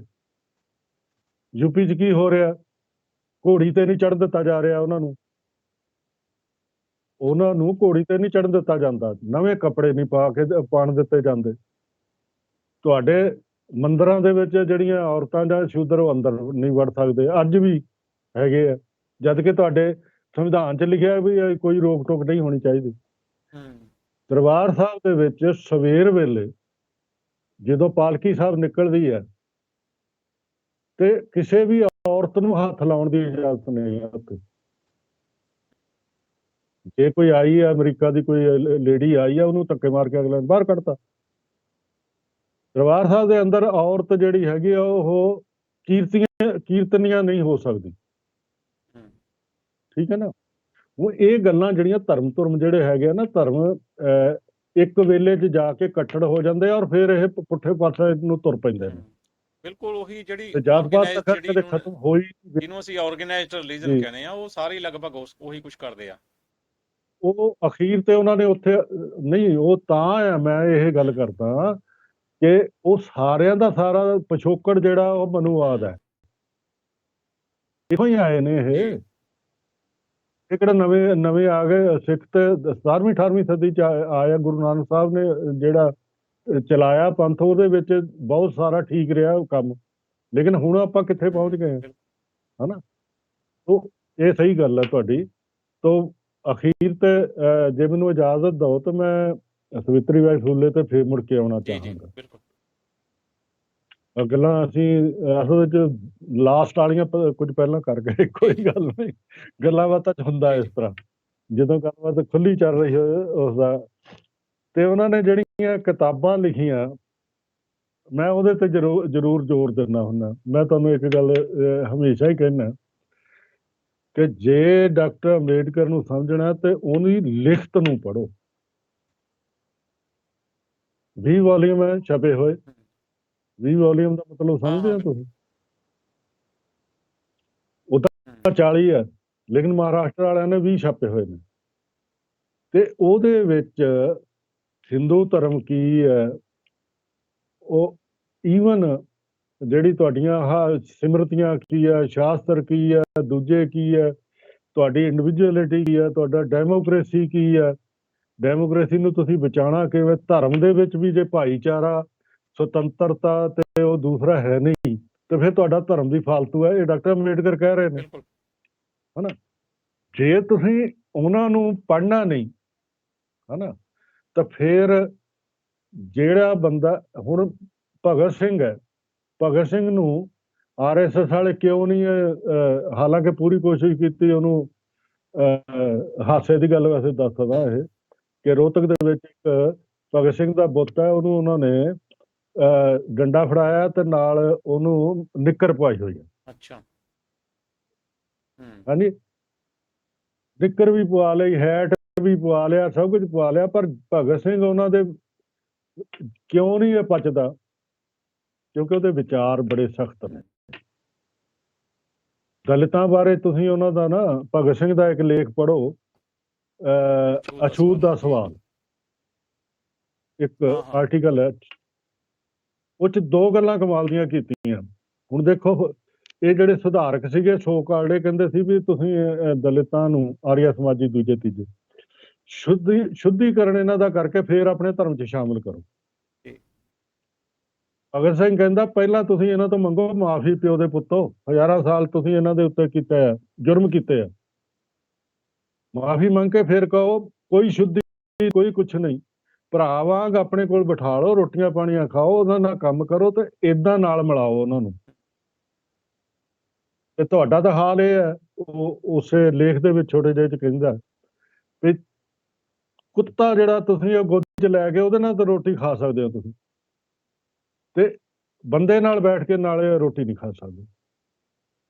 ਹੁਣ ਇਹ ਭਗਤ ਸਿੰਘ ਦੇ ਇਹ ਵਿਚਾਰ ਇਹਨਾਂ ਨੂੰ ਪਚ ਜਾਣਗੇ? ਸਵਾਲ ਹੀ ਨਹੀਂ ਪੈਦਾ ਹੁੰਦਾ। ਡਾਕਟਰ ਅੰਬੇਡਕਰ ਦੇ ਜੇ ਵਿਚਾਰ ਸਾਹਮਣੇ ਲੈ ਕੇ ਆਏ, ਉਹ ਪੇਰੀਆਰ ਕਿਉਂ ਨਹੀਂ ਪਚਦਾ? ਇੱਕੋ ਇੱਕ ਬੰਦਾ ਪੇਰੀਆਰ ਹੈ, ਮੈਂ ਤੁਹਾਨੂੰ ਦੱਸਦਾ, ਜਿਹੜਾ ਕਿਸੇ ਧਰਮ ਨੂੰ ਨਹੀਂ ਮੰਨਦਾ। ਡਾਕਟਰ ਅੰਬੇਡਕਰ ਬਾਅਦ ਚ ਬੋਧੀ ਹੋ ਗਏ, ਲੇਕਿਨ ਪੇਰੀਆਰ ਨੇ ਵਿਰੋਧ ਕੀਤਾ ਸੀ, ਕਹਿੰਦਾ ਸੀ ਵੀ ਇਹ ਨਹੀਂ, ਇਹ ਗਲਤ ਗੱਲ ਹੈ, ਜੇ ਇਹਨਾਂ ਦਾ ਵਿਰੋਧ ਕਰਨਾ ਇਹਨਾਂ ਦਾ ਕਰਨਾ ਪੈਣਾ। ਔਰ ਹੁਣ ਕਿਸੇ ਰੱਬ ਨੂੰ ਨਹੀਂ ਮੰਨਦਾ ਉਹ, ਕਿਸੇ ਆਤਮਾ ਨੂੰ ਨਹੀਂ ਮੰਨਦਾ ਉਹ, ਕਿਸੇ ਜਾਤ ਪਾਤ ਨੂੰ ਨਹੀਂ ਮੰਨਦਾ ਉਹ। ਔਰ ਦੀ ਬਰਾਬਰੀ ਜਿਹੜੀ ਗੱਲ ਅੱਜ ਅਸੀਂ ਕਰ ਰਹੇ ਉਹ 100 ਸਾਲ ਪਹਿਲਾਂ ਕਰ ਰਿਹਾ ਬਾਬਾ। ਰੈਜ਼ਰਵੇਸ਼ਨ ਦੀ ਗੱਲ ਜਿਹੜੀ ਅੱਜ ਅਸੀਂ ਕਰ ਰਹੇ ਉੱਥੇ ਕਰ ਰਿਹਾ ਉਹ। ਤੇ ਉਹ ਇੰਨੀ, ਉਹਦੇ ਪਿੱਛੇ ਕਾਰਨ ਵੀ ਸੀਗੇ। ਦੇਖੋ, ਇਹ ਮੰਨ ਕੇ ਚੱਲੀਏ ਤੁਸੀਂ ਕਿ ਇਹਨਾਂ ਸਾਰਿਆਂ ਬੰਦਿਆਂ ਨੇ ਕਿਤੇ ਨਾ ਕਿਤੇ ਮਾਰਕਸਵਾਦ ਦੇ ਨੇੜੇ ਵੀ ਰਹੇ ਆ। ਇਹ ਪੇਰੀਆਰ ਰੂਸ ਜਾ ਕੇ ਆਇਆ ਸੀ, ਰਸ਼ੀਆ ਜਦੋਂ ਜਾ ਕੇ ਆਇਆ ਉਸ ਤੋਂ ਬਾਅਦ ਉਹਦੇ ਵਿਚਾਰ ਸਾਰੇ ਉਹਦੇ ਨਾਲ ਜੁੜੇ ਹੋਏ ਨੇ, ਰਲਦੇ ਮਿਲਦੇ ਨੇ। ਡਾਕਟਰ ਅੰਬੇਡਕਰ ਠੀਕ ਹੈ, ਉਹਨਾਂ ਦਾ ਮਾਰਕਸਵਾਦੀਆਂ ਨਾਲ, ਕਾਮਰੇਡਾਂ ਨਾਲ ਬਹੁਤਾ ਕਈ ਵਾਰ ਬਹੁਤ ਨੇੜੇ ਨਹੀਂ ਆਏ ਇੱਕ ਦੂਜੇ ਦੇ। ਉਹ ਮਾਰਕਸਵਾਦ ਨੂੰ ਜਿੰਨਾ ਚੰਗੀ ਤਰ੍ਹਾਂ ਪੜ੍ਹਿਆ ਸੀ ਬਾਬੇ ਨੇ, ਉਹ ਤਾਂ ਅਸੀਂ ਅੱਜ ਨਾਂ ਨਹੀਂ ਸੁਣਨਾ ਚਾਹੁੰਦੇ ਮਾਰਕਸਵਾਦ ਦਾ। ਇਹ ਦੋਵੇਂ ਪਾਸੋਂ ਹੋਇਆ, ਇਹ ਬਾਬੇ ਦੋਵੇਂ ਨੇ ਪਾਸੇ ਹੋਇਆ, ਮਾਰਕਸਵਾਦੀਆਂ ਵੱਲੋਂ ਵੀ ਹੋਇਆ, ਇਹ ਦੂਜੇ ਪਾਸੇ ਵੀ ਹੋਇਆ। ਨਹੀਂ, ਮੈਂ ਕਹਿੰਦਾ ਦੋਨੋਂ ਪਾਸੇ ਹੋਇਆ। ਅੱਜ ਕੱਲ੍ਹ ਮੇਰੀ ਇੱਕ ਨਵੀਂ ਕਿਤਾਬ ਆਈ ਹੈ, ਪੜ੍ਹਿਓ ਕਿਤੇ, ਉਹ ਤੇਲ ਤੁੰਬੜੇ ਨੇ ਲਿਖੀ ਹੈ, ਭਾਰਤ ਤੇ ਸਾਮਿਆਵਾਦ। ਇਹ ਅਖੀਰ ਤੇ ਕਿਤਾਬ ਲਿਖਣ ਲੱਗੇ ਸੀ ਇੱਕ ਡਾਕਟਰ ਅੰਬੇਡਕਰ, ਉਹਦੇ ਦੋ ਤਿੰਨ ਚੈਪਟਰ ਲਿਖੇ ਸੀ, ਬਾਕੀ ਨਹੀਂ ਲਿਖ ਸਕੇ ਉਹ ਤੇਲ ਤੁੰਬੜੇ ਨੇ ਜਦੋਂ ਲਿਖੀ ਹੈ ਕਿਤਾਬ, ਮੈਂ ਉਹਦਾ ਅਨੁਵਾਦ ਕੀਤਾ ਆ। ਤੇ ਉਹਦੇ ਵਿੱਚ ਸਾਰੇ ਇਹਨਾਂ ਦੇ ਆਪਸੀ ਕੀ ਤਣਾਅ ਰਹੇ, ਹਨਾ, ਕਿਉਂ ਇੱਕ ਦੂਜੇ ਦੇ ਵਿਰੋਧ ਚ ਵੀ ਰਹੇ, ਇੱਕ ਦੂਜੇ ਨੂੰ ਉਲਟਾ ਸਿੱਧਾ ਵੀ ਕਹਿੰਦੇ ਰਹੇ, ਸਭ ਕੁਝ ਹੈ। ਲੇਕਿਨ ਇਸ ਦੇ ਬਾਵਜੂਦ ਅਖੀਰਲੇ ਦਿਨਾਂ ਦੇ ਵਿੱਚ ਬੋਧੀ ਜਿਹੜੀ ਹੈ ਉਹਦੇ ਵਿੱਚ ਮਾਰਕਸ ਤੇ ਬੁੱਧ ਧਰਮ ਦੇ ਉੱਤੇ ਉਹ ਲੈਕਚਰ ਦੇ ਰਹੇ ਆ। ਇਹਦਾ ਮਤਲਬ ਉਹਨਾਂ ਨੂੰ ਪਤਾ ਆ ਮਾਰਕਸ ਦਾ, ਤਾਂ ਹੀ ਲੈਕਚਰ ਦੇ ਰਹੇ ਆ। ਤੋ ਇਹ ਜਿਹੜੀਆਂ ਚੀਜ਼ਾਂ ਨੇ ਨਾ, ਇਹਨਾਂ ਨੂੰ ਹੁਣ ਗੱਲ ਤੇ ਸਿੱਧੀ ਜਿਹੀ ਹੈਗੀ ਹੈ ਵੀ ਉਹ ਵੀ ਦਲਿਤਾਂ ਦੀ ਗੱਲ ਕਰਦੇ, ਇਹ ਵੀ ਦਲਿਤਾਂ ਦੀ ਕਰਦੇ, ਐਵੇਂ ਮਾਮੂਲੀ ਜਿਹਾ ਫਰਕ ਹੈ ਕਿ ਇਹ ਇੱਕ ਜਿਹੜਾ ਸਿਰਫ ਜਾਤ ਪਾਤ ਦੇ ਆਧਾਰ ਤੇ ਗੱਲ ਕਰਦੇ ਆ, ਉਹ ਕਹਿੰਦੇ ਵੀ ਜਾਤ ਪਾਤ ਤਾਂ ਹੈ ਹੀ ਹੈ, ਨਾਲ ਦੀ ਨਾਲ ਜਿਹੜਾ ਹੈਗਾ ਇਕਨੋਮਿਕਲੀ ਜਿਹੜੇ ਵੀਕਰ ਆ ਉਹਨਾਂ ਦਾ ਵੀ ਹੋਣਾ ਚਾਹੀਦਾ। ਇੰਨੀ ਕੁ ਗੱਲ ਹੈ, ਇੰਨੀ ਗੱਲ ਸੁਲਝਾਇਆ ਨਹੀਂ ਜਾ ਸਕਦਾ। ਬਿਲਕੁਲ ਬਿਲਕੁਲ ਸੁਲਝਾਇਆ ਜਾ ਸਕਦਾ। ਤੋ ਆਉਣ ਵਾਲਾ ਸਮੇਂ 'ਚ ਜੇ ਤੁਸੀਂ ਲੜਾਈਆਂ ਲੜਨੀਆਂ ਨੇ ਨਾ, ਇਹੋ ਜਿਹੇ ਲੋਕ ਜਿਹੜੇ ਇੱਕ ਤਰ੍ਹਾਂ ਦੇ ਸੋਚਣ ਵਾਲੇ ਆ ਹਿੰਦੁਸਤਾਨ ਦੇ ਵਿੱਚ, ਦੁਨੀਆ ਦੇ ਵਿੱਚ, ਇੱਕੋ ਤਰ੍ਹਾਂ ਨਾਲ ਜਿਹੜੇ ਵੀ ਸੋਚਦੇ ਆ, ਤੇ ਜਿਹੜੇ ਚੱਲ ਗਏ, ਛੱਡ ਕੇ ਚੱਲ ਗਏ ਆ, ਉਹ ਗੱਦੀਆਂ ਸਾਂਭ ਲਈਆਂ ਉਹਨਾਂ ਨੇ ਆਪਣੀਆਂ, ਉਹਨਾਂ ਨੂੰ ਛੱਡ ਦਿਓ। ਉਹਨਾਂ ਦੇ ਪੱਲੇ ਕੱਖ ਨਹੀਂ ਹੈ, ਉਹਨਾਂ ਨੇ ਤੁਹਾਨੂੰ ਕੱਖ ਨਹੀਂ ਦੇਣਾ। ਉਹਨਾਂ ਨੇ ਆਪਣੇ ਤੋਰੀ ਫੁਲਕਾ ਚੱਕਣਾ ਚਕਾਉਣਾ ਤੇ ਚਲੇ ਜਾਣਾ। ਤੋ ਜਿਹੜੀ ਗੱਲ ਮੈਂ ਕਰ ਰਿਹਾ ਸੀ, ਮੇਰੇ ਖਿਆਲ ਸਮਾਂ ਜ਼ਿਆਦਾ ਹੋ ਗਿਆ, ਚਲੋ ਕੋਈ ਨਹੀਂ। ਦੋ ਕੁ ਪੈਰੇ ਮੈਂ ਸੁਣਾ ਕੇ ਫੂਲੇ ਦੇ ਤੇ ਬੰਦ ਕਰਾਂਗਾ। ਉਹ ਇਹ ਸਾਰੇ ਬੰਦੇ, ਕਮਾਲ ਦੀ ਗੱਲ ਇਹ ਆ, ਜਿੰਨਿਆਂ ਦਾ ਮੈਂ ਨਾਂ ਹੁਣ ਤੱਕ ਲੈ ਰਿਹਾ, ਇਹ ਸਾਰੇ ਪੜ੍ਹਨ ਲਿਖਣ ਦੇ ਹੱਕ 'ਚ ਨੇ ਲਗਾਤਾਰ। ਇਹਨਾਂ ਨੂੰ ਪਤਾ ਹੈ ਕਿ ਹਜ਼ਾਰਾਂ ਸਾਲ ਸਾਨੂੰ ਅਨਪੜ੍ਹ ਰੱਖਿਆ ਗਿਆ। ਜੇ ਅਸੀਂ ਪੜ੍ਹਾਂਗੇ ਤਾਂ ਹੀ ਇਹਨਾਂ ਦੀ ਜਿਹੜੀਆਂ ਨਾ ਸਟ੍ਰੈਟਜੀਆਂ ਸਮਝ ਸਕਾਂਗੇ ਵੀ ਇਹਨਾਂ ਨੇ ਸਾਡੇ ਬਾਰੇ ਕੀ ਕਿਹਾ। ਐਵੇਂ ਥੋੜੀ ਫੂਕੀ ਮਨੂ ਸਮ੍ਰਿਤੀ ਫੂਕੀ, ਉਹਦਾ ਦਹਨ ਕੀਤਾ ਸੀ ਡਾਕਟਰ ਅੰਬੇਡਕਰ ਨੇ, ਹਨਾ। ਤੋ ਉਹ ਕਹਿੰਦੀ ਆ ਬੀਬੀ ਗਿਆਨ ਬਾਰੇ ਵੀ ਇੱਕ ਗਿਆਨ ਐਸੀ ਚੀਜ਼ ਹੈ ਜਿਹੜਾ ਬਹੁਤ ਜ਼ਰੂਰੀ ਹੈ। ਉਸ ਦਾ ਨਾਮ ਹੈ, ਜਿਹਦੇ ਖਿਲਾਫ ਅਸੀਂ ਲੜਨਾ, ਤੁਸੀਂ ਹੁਣੇ ਕਹਿ ਰਹੇ ਸੀ ਅਗਿਆਨ ਤੇ ਦੂਜਾ ਸਾਰਾ, ਉਸ ਦਾ ਨਾਮ ਹੈ ਅਗਿਆਨ। ਉਸ ਨੂੰ ਦਬੋਚ ਲਓ, ਚੰਗੀ ਤਰ੍ਹਾਂ ਫੜ ਕੇ ਫੈਂਟਾ ਚਾੜੋ ਤੇ ਆਪਣੀ ਜ਼ਿੰਦਗੀ ਵਿੱਚੋਂ ਬਾਹਰ ਕੱਢੋ। ਜੋਤਿਸ਼, ਪੰਚਾਂਗ, ਹਸਤੇ ਰੇਖਾਵਾਂ ਵਿੱਚ ਉਲਝੇ ਮੂਰਖ, ਸਵਰਗ ਨਰਕ ਦੀ ਕਲਪਨਾ ਵਿੱਚ ਰੁਚੀ ਪਸ਼ੂ ਜੀਵਨ ਵਿੱਚ ਵੀ ਅਜਿਹੇ ਭਰਮ ਨੂੰ ਕੋਈ ਥਾਂ ਨਹੀਂ। ਪਤਨੀ ਵਿਚਾਰੀ ਕੰਮ ਕਰਦੀ ਰਹੇ, ਮੁਫਤਖੋਰ ਬੇਸ਼ਰਮ ਖਾਂਦਾ ਰਹੇ। ਇਹ ਪਿੱਤਰ ਸੱਤਾ ਦੇ ਖਿਲਾਫ ਵੀ ਤੇ ਬ੍ਰਾਹਮਣ ਦੇ ਜਿਹੜੀ ਇਹ ਸੱਤਾ ਉਹਦੇ ਖਿਲਾਫ, ਜੀ ਜੀ ਦੋਨਾਂ 'ਚ ਹੀ ਬੋਲ ਰਹੀ ਆ ਬੀਬੀ। ਪਸ਼ੂਆਂ ਵਿੱਚ ਵੀ ਅਜਿਹਾ ਅਜੂਬਾ ਨਹੀਂ, ਉਸ ਨੂੰ ਕਿਵੇਂ ਇਨਸਾਨ ਕਹੀਏ। ਹਲ ਜੋ ਚਲਾਵੇ, ਖੇਤੀ ਜੋ ਕਰੇ, ਇਹ ਸ਼ੂਦਰ ਹੀ ਕਰਦੇ ਸੀਗੇ, ਕਰੇ ਉਹ ਮੂਰਖ ਹਨ, ਕਹਿੰਦਾ ਹੈ ਮਨੂ। ਇਹ ਮਨੂ ਸਮ੍ਰਿਤੀ 'ਚ ਕਿਹਾ ਹੈ, ਇਹ ਬੀਬੀ ਨੇ ਪੜ੍ਹਿਆ ਹੋਇਆ ਇਹ ਸਾਰਾ ਕੁਝ। ਮਤ ਕਰੋ ਖੇਤੀ, ਕਹੇ ਮਨੂ ਸਮ੍ਰਿਤੀ, ਧਰਮ ਦਾ ਕਰੋ ਐਲਾਨ ਬ੍ਰਾਹਮਣ ਦਾ। ਹੁਣ ਆ ਹੈ ਬੀਬੀ ਕਹਿੰਦੀ। ਹੁਣ ਜਦੋਂ ਬੀਬੀ ਇਹ ਕਹਿੰਦੀ ਹੈ ਨਾ ਵੀ ਖੇਤੀ, ਕਹਿੰਦੇ ਇਹ ਸੱਚੀ ਮੁੱਚੀ ਲਿਖਿਆ ਹੈ ਮਨੂ ਸਮ੍ਰਿਤੀ ਵਿੱਚ ਕਿ ਬ੍ਰਾਹਮਣ ਨੂੰ ਖੇਤੀ ਨਹੀਂ ਕਰਨੀ ਅੱਛਾ ਚਾਹੀਦੀ। ਸਵਾਲ ਹੈ ਵੀ ਕਿਉਂ ਨਹੀਂ ਕਰਨੀ ਚਾਹੀਦੀ। ਕਹਿੰਦੇ ਇਸ ਕਰਕੇ ਨਹੀਂ ਕਰਨੀ ਚਾਹੀਦੀ ਕਿ ਹਲ ਦਾ ਫਾਲਾ ਜਿਹੜਾ ਹੈਗਾ ਤਿੱਖਾ, ਉਹ ਜੀਵਾਂ ਨੂੰ ਮਾਰ ਦਿੰਦਾ, ਹਿੰਸਕ। ਜੀ ਇਸ ਕਰਕੇ ਖੇਤੀ ਨਹੀਂ ਚਾਹੀਦੀ। ਕੋਈ ਹੋਰ ਕਰ, ਬਈ ਕੋਈ ਹੋਰ ਮਾਰ ਦੇਵੇ, ਉਹ ਕੋਈ ਚੱਕਰ ਨਹੀਂ। ਨਹੀਂ, ਜਿਹੜੇ ਲੋਕ ਮਾਰਦੇ ਨੇ ਹਿੰਸਾ ਕਰਕੇ ਤੁਹਾਡੇ ਲਈ ਪੈਦਾ ਕਰਦੇ, ਉਹ ਤਾਂ ਖਾ ਲਓ। ਨੌਨਸੈਂਸ ਹੈ, ਬਕਵਾਸ ਹੈ ਨਾ ਇਹ ਤਰਕ ਥੋੜੀ ਹੈ। ਇਹ ਤਰਕ ਕੋਈ ਨਹੀਂ ਹੈ ਕਿ ਉਹਨਾਂ ਦਾ ਸੁੱਕਾ ਅਨਾਜ ਜਿਹੜਾ ਉਹ ਤੁਸੀਂ ਖਾ ਲਓ। ਇਹ ਵੀ ਲਿਖਿਆ ਆ ਕਿ ਜਦੋਂ ਬ੍ਰਾਹਮਣ ਨੂੰ ਰੋਟੀ ਪਾਣੀ ਬਿਲਕੁਲ ਹੀ ਨਾ ਮਿਲੇ ਕਿਤੇ, ਤੇ ਉਹ ਸੁੱਕਾ ਰਾਸ਼ਨ ਲੈ ਸਕਦਾ ਹੈ ਸ਼ੂਦਰ ਦੇ ਘਰੋਂ। ਇਹ ਹੈਗਾ। ਤਾਂ ਮੈਂ ਇਸੇ ਕਰਕੇ ਕਹਿੰਦਾ ਵੀ ਮਨੂ ਸਮ੍ਰਿਤੀ ਪੜ੍ਹੋ। ਤੇ ਜਿੰਨੀਆਂ ਮੈਂ ਗੱਲਾਂ ਕੀਤੀਆਂ, ਗੱਲਾਂ ਤਾਂ ਜਿੰਨੀਆਂ ਮਰਜ਼ੀ ਕਰੀ ਜਾਓ, ਕਿਉਂਕਿ ਜਿੰਨਾ ਕੁ ਮੈਂ ਪਿਛਲੇ 7-8 ਸਾਲ ਦੇ ਵਿੱਚ ਪੜ੍ਹਿਆ ਪੜ੍ਹਾਇਆ, ਇੰਨੀਆਂ ਗੱਲਾਂ ਨੇ। ਮੈਂ ਡਾਕਟਰ ਅੰਬੇਡਕਰ ਤੇ ਵੀ ਲੇਖ ਲਿਖਿਆ, ਆਇਨ ਕਲੀ ਦੇ ਉੱਤੇ ਲਿਖਿਆ, ਇਹਨਾਂ ਤੇ ਲਿਖਿਆ, ਹਾਂਜੀ, ਤੇ ਫੂਲੇ ਸਾਹਿਬ ਉੱਤੇ ਲਿਖ ਰਿਹਾ ਇਹਨਾਂ ਦਿਨਾਂ ਦੇ ਵਿੱਚ। ਤੋ ਤਿੰਨ ਉਹਨਾਂ ਤੇ ਤਾਂ, ਪੇਰੀਆਰ ਤੇ ਤਾਂ ਮੈਂ 3 ਲੇਖ ਲਿਖ ਦਿੱਤੇ ਨੇ। ਉਹਨਾਂ ਦੀ ਇਹ ਸਾਰੀਆਂ ਚੀਜ਼ਾਂ ਨੂੰ ਇਕੱਠਾ ਕਰਕੇ ਪੜ੍ਹ ਕੇ ਆਪਣੇ ਜੀਵਨ ਦੇ ਵਿੱਚ ਵਸਾਉਣਾ ਜ਼ਰੂਰੀ ਆ। ਤੇ ਡਾਕਟਰ ਅੰਬੇਡਕਰ ਦੀ ਗੱਲ ਹਮੇਸ਼ਾ ਪੱਲੇ ਬੰਨੋ ਕਿ ਪੜ੍ਹੋ, ਅੱਗੇ ਇਕੱਠੇ ਹੋਵੋ, ਜੁੜੋ ਤੇ ਲੜਾਈ ਲੜੋ, ਜੁੜੋ, ਸੰਘਰਸ਼ ਕਰੋ। ਬਿਨਾਂ ਸੰਘਰਸ਼ ਤੋਂ। ਅਗਲੀ ਗੱਲ ਮੈਂ ਜੋੜਦਾ ਕਿ ਸੰਘਰਸ਼ 'ਚ ਜਿੱਥੇ ਤੁਸੀਂ ਘੱਟ ਹੋ, ਉੱਥੇ ਦੂਸਰਿਆਂ ਨਾਲ ਰਲ ਕੇ ਵੀ ਲੜੋ।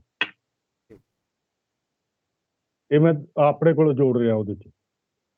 ਇਹ ਜਿੱਥੇ ਤੁਸੀਂ ਘੱਟ ਦਿਸਦੇ ਹੋ, ਜੇ ਨਹੀਂ ਇਹ ਗੱਲ ਸਮਝ ਆਉਂਦੀ ਤਾਂ ਮੈਂ ਸਮਝਾ ਦਿੰਦਾ। ਪੂਰੇ ਹਿੰਦੁਸਤਾਨ ਦੇ ਵਿੱਚ ਜਿਹੜੀ ਐਸਸੀ ਕਮਿਊਨਿਟੀ ਆ 20% ਹੈ, ਪੰਜਾਬ 'ਚ 31-32% ਹੈ। ਸਾਰੇ ਵੀ ਇਕੱਠੇ ਹੋ ਜਾਓ ਤਾਂ ਵੀ ਨਹੀਂ ਤੁਹਾਨੂੰ ਉਹਨਾਂ ਨੇ ਰਾਜ ਦੇਣਾ। ਗੱਲ ਸਮਝਦੇ ਨਾ। ਉੱਥੇ ਤੁਹਾਨੂੰ ਆਪਣੇ ਵਰਗੇ ਬੰਦਿਆਂ ਨਾਲ ਲੈ ਕੇ ਸਾਰਿਆਂ ਨੂੰ ਫੇਰ ਲੜਾਈ ਲੜਨੀ ਪਏਗੀ, ਤਾਂ ਬਣਨਾ। ਨਹੀਂ ਤਾਂ ਫਿਰ ਠੀਕ ਹੈ, ਅਗਲੇ ਤਾਂ ਕਹਿੰਦੇ ਮੌਜਾਂ ਕਰੋ, ਲੜੀ ਜਾਓ, ਸਾਡਾ ਜਿਹੜਾ ਹੈਗਾ ਰਾਜ ਭਾਗ ਚੱਲੀ ਜਾਂਦਾ। ਤੇ ਤੁਸੀਂ ਮੈਨੂੰ ਮੌਕਾ ਦਿੱਤਾ, ਮੈਂ ਤੁਹਾਡਾ ਬਹੁਤ ਧੰਨਵਾਦ ਕਰਦਾ। ਡਾਕਟਰ ਸਾਹਿਬ ਚਾਹਾਂਗਾ ਵੀ ਤੁਸੀਂ ਸਾਡੇ ਜਿਹੜੇ ਦਰਸ਼ਕ ਹੈਗੇ ਨੇ, ਜਿਹੜੇ ਆਮ ਲੋਕ ਹੈਗੇ ਨੇ, ਉਹਨਾਂ ਲਈ ਕੋਈ ਸੁਨੇਹਾ ਵੀ ਦੇਵੋ ਅੰਤ ਦੇ। ਮੇਰੀ ਮੈਂ ਉਹਨੂੰ ਸੁਨੇਹਾ ਦੇਣ ਜੋਗਾ ਸਮਝਦਾ ਨਹੀਂ ਵੈਸੇ, ਪਰ ਜਿਹੜੀਆਂ ਮੈਂ ਗੱਲਾਂ ਕੀਤੀਆਂ ਉਹੀ ਮੈਂ ਦੁਬਾਰਾ ਕਹਿ ਸਕਦਾ ਕਿ ਭਾਈ ਅੱਜ ਦਾ ਯੁੱਗ ਜਿਹੜਾ ਹੈਗਾ ਉਹ ਪੜ੍ਹਨ ਪੜ੍ਹਾਉਣ ਦਾ ਯੁੱਗ ਹੈ, ਸਾਇੰਸ ਦਾ ਯੁੱਗ ਹੈ, ਵਿਗਿਆਨ ਦਾ ਯੁੱਗ ਹੈ। ਜਦੋਂ ਤੁਸੀਂ ਵਿਗਿਆਨ ਦੀਆਂ ਗੱਲਾਂ ਪੜ੍ਹੋਗੇ, ਸਿੱਖੋਗੇ, ਕਰੋਗੇ, ਤੇ ਆਹ ਜਿਹੜੇ ਤੁਹਾਡੇ ਅੰਧ ਵਿਸ਼ਵਾਸ ਹੈ ਆਪਣੇ ਆਪ ਟੁੱਟ ਜਾਂਦੇ। ਮੈਂ ਇੱਕ ਉਦਾਹਰਣ ਦੇਵਾਂ ਤੁਹਾਨੂੰ ਜਾਂਦਾ ਜਾਂਦਾ ਕਿ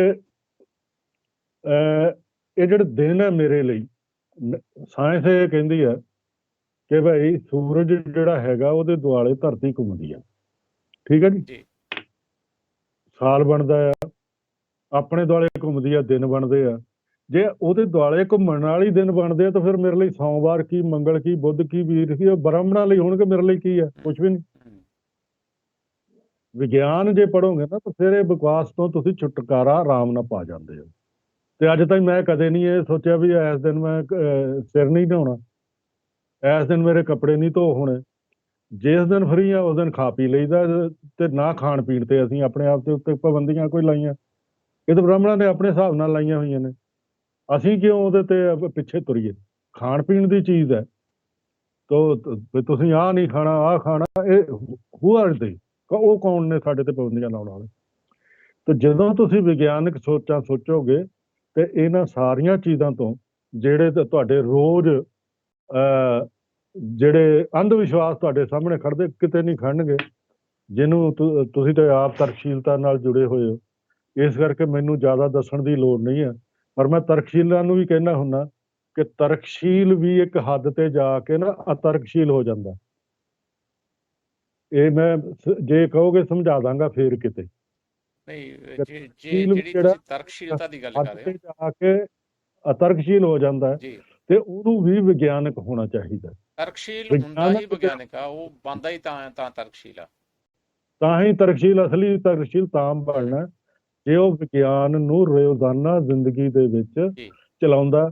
ਆ ਜਿਹੜੇ ਚਾਰਕ ਜਿਹੜੇ ਹੈ ਨਾ ਸਾਧ ਆਪਣੇ ਟੋਟਕੇ ਜਿਹੇ ਕਰਦੇ ਕੁਰਦੇ, ਉਹਨਾਂ ਨੂੰ ਤੁਸੀਂ ਪਰਦਾਫਾਸ਼ ਕਰ ਲਓਗੇ, ਉਹਦੇ ਨਾਲ ਗੱਲ ਨਹੀਂ ਬਣਨੀ ਹੈਗੀ।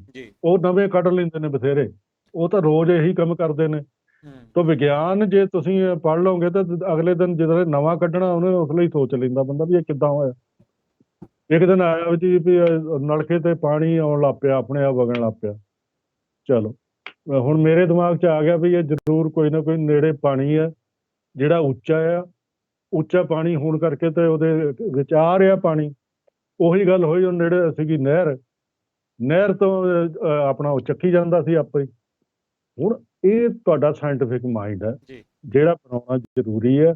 ਸਮਾਜਿਕ ਸਰੋਕਾਰਾਂ ਨੂੰ ਵੀ ਵਿਗਿਆਨਕ ਦ੍ਰਿਸ਼ਟੀ ਨਾਲ ਸੋਚਣਾ, ਪੜ੍ਹਨਾ। ਧਰਮ ਨੂੰ ਵੀ, ਹਰ ਚੀਜ਼ ਜਿਹੜੀ ਤੁਹਾਡੇ ਸਾਹਮਣੇ ਆਉਂਦੀ ਹੈ, ਜੇ ਉਹਨੂੰ ਤੁਸੀਂ ਵਿਗਿਆਨਕ ਦ੍ਰਿਸ਼ਟੀ ਤੋਂ ਦੇਖੋਗੇ ਤਾਂ ਮੇਰਾ ਖਿਆਲ ਤੁਹਾਡਾ ਜੀਵਨ ਜਿਹੜਾ ਨਾ ਵਧੇਰੇ ਸਾਰਥਕ ਤੇ ਵਧੇਰੇ ਹਲਕਾ ਤੇ ਵਧੇਰੇ ਸਹਿਜ ਹੋਏਗਾ। ਇਹੀ ਗੱਲਾਂ ਮੈਂ ਕਹਿਣਾ ਚਾਹਾਂਗਾ, ਇਹ ਤੋਂ ਜ਼ਿਆਦਾ ਨਹੀਂ। ਤੁਹਾਡਾ ਬਹੁਤ ਸ਼ੁਕਰੀਆ, ਧੰਨਵਾਦ। ਡਾਕਟਰ ਸਾਹਿਬ, ਤੁਸੀਂ ਸਾਡੇ ਨਾਲ ਜੁੜੇ, ਤੁਹਾਡਾ ਬਹੁਤ ਬਹੁਤ ਸ਼ੁਕਰੀਆ। ਅਗਲੀ ਵਾਰ ਤੁਹਾਡੇ ਨਾਲ ਫਿਰ ਗੱਲ ਕਰਾਂਗੇ ਕਿਸੇ ਹੋਰ ਵਿਸ਼ੇ ਨੂੰ ਲੈ ਕੇ। ਬਹੁਤ ਬਹੁਤ ਸ਼ੁਕਰੀਆ, ਬਹੁਤ ਬਹੁਤ ਧੰਨਵਾਦ। ਮਿਹਰਬਾਨੀ। ਓਕੇ। ਸੀਗੇ ਡਾਕਟਰ ਕਰਮਜੀਤ ਸਿੰਘ, ਜਿਹੜੇ ਕਿ ਰਿਟਾਇਰਡ ਪ੍ਰੋਫੈਸਰ ਨੇ ਕੁਰੂਕਸ਼ੇਤਰ ਯੂਨੀਵਰਸਿਟੀ ਤੋਂ। ਉਹਨਾਂ ਨੇ ਸਵਿਤਰੀ ਬਾਈ ਫੂਲੇ ਦੇ ਅੱਜ ਜਨਮ ਮੌਕੇ ਸਾਡੇ ਨਾਲ ਗੱਲਾਂ ਬਾਤਾਂ ਕੀਤੀਆਂ ਅਤੇ ਉਹਨਾਂ ਦੇ ਕੰਮ ਦੇ ਬਾਰੇ ਦੇ ਵਿੱਚ ਸਾਨੂੰ ਜਾਣਕਾਰੀ ਦਿੱਤੀ। ਸਵਿਤਰੀ ਬਾਈ ਫੂਲੇ ਦਾ ਕੰਮ ਬਹੁਤ ਵੱਡਾ ਹੈ, ਜਿਹੜਾ ਉਹਨਾਂ ਨੇ ਲੋਕਾਂ ਨੂੰ ਸਿੱਖਿਅਤ ਕਰਨ ਦਾ ਬੇੜਾ ਚੁੱਕਿਆ ਸੀ, ਅਤੇ ਉਹਨਾਂ ਨੇ ਜਿਹੜੀ ਚਿੰਨ੍ਹ ਛੱਡੀ ਸੀ ਉਹ ਚਿੰਨ੍ਹ ਅੱਗੇ ਵਧੀ ਹੈ, ਅਤੇ ਅਸੀਂ ਉਸੇ ਚਿੰਨ੍ਹ ਨੂੰ ਲੈ ਕੇ ਹੋਰ ਅੱਗੇ ਵਧਣਾ ਹੈ। ਡਾਕਟਰ ਸਾਹਿਬ ਨੇ ਕਿਹਾ ਕਿ ਵਿਗਿਆਨਕ ਸੋਚ ਸਾਨੂੰ ਅਪਣਾਉਣੀ ਚਾਹੀਦੀ ਹੈ, ਅਤੇ ਤਰਕਸ਼ੀਲ TV ਦੇ ਮਾਧਿਅਮ ਰਾਹੀਂ ਅਸੀਂ ਬਾਰ-ਬਾਰ ਇਹ ਹੋਕਾ ਤੁਹਾਡੇ ਤੱਕ ਦਿੰਦੇ ਰਹਿੰਦੇ ਹਾਂ ਕਿ ਵਿਗਿਆਨਕ ਸੋਚ ਅਪਣਾਓ, ਅਤੇ ਜਿਹੜਾ ਊਟ ਪਟਾਂਗ ਸਮਾਜ ਦੇ ਵਿੱਚ ਚੱਲ ਰਿਹਾ ਹੈਗਾ ਉਹਨਾਂ ਤੋਂ ਅਸੀਂ ਮੁਕਤ ਹੋ ਸਕੀਏ, ਅਤੇ ਨਾਲ ਦੀ ਨਾਲ ਜਿਹੜਾ ਸਿੱਖਿਆ ਦੀ ਰੋਸ਼ਨੀ ਹੈਗੀ ਆ ਉਹ ਅੱਗੇ ਤੱਕ ਲੈ ਕੇ ਜਾ ਸਕੀਏ।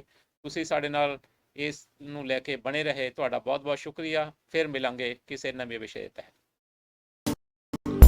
For more contents related to rational thinking, subscribe our Tarkshil TV channel. For instant updates